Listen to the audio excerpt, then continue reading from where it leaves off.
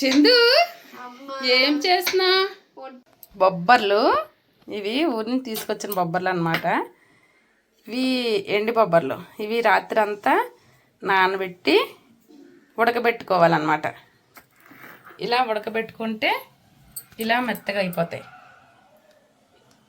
ఇంత మెత్తగా వచ్చిన దాకా ఉడకబెట్టుకోవాలి.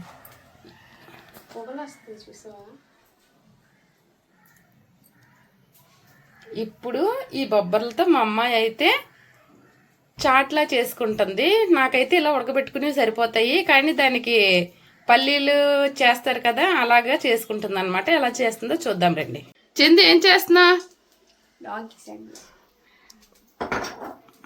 బొబ్బర్లు చాట్ చేస్తుంది. దీనికోసం కొంచెం ఉడకబెట్టిన బొబ్బర్లు తీసుకొని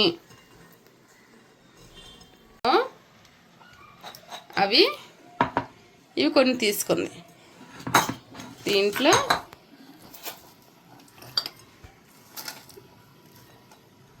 ఉల్లిపాయలు ఎక్కువ వేసుకుంటుంది. స్పైసీగా పొగరు తక్కువ ఉందంట.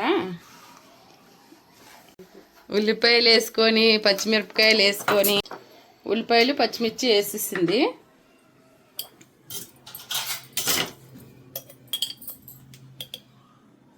కారం, బొబ్బర్లో ఆల్రెడీగా ఉప్పు వేసాను. ఉప్పు వేసుకోవసరం లేదు, కావాలంటే చిన్నది జల్లుకోవచ్చు. బొబ్బర్లు ఉప్పు వేసి ఉడకబెట్టాను అనమాట. బొబ్బర్లు అయితే చాలా స్వీట్ మెమరీస్. మా ఊర్లో అయితే మా పొలంలో పండేవి.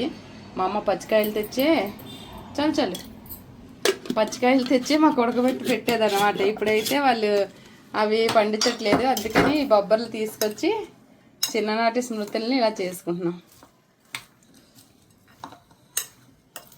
ఉప్పు, కారం, ఉల్లిపాయలు, పచ్చిమిరపకాయలు వేసి బాగా కలుపుతుంది.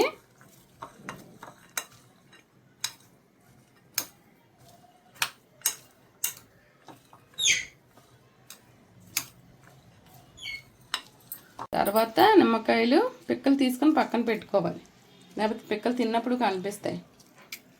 నిమ్మకాయ రసం పిండి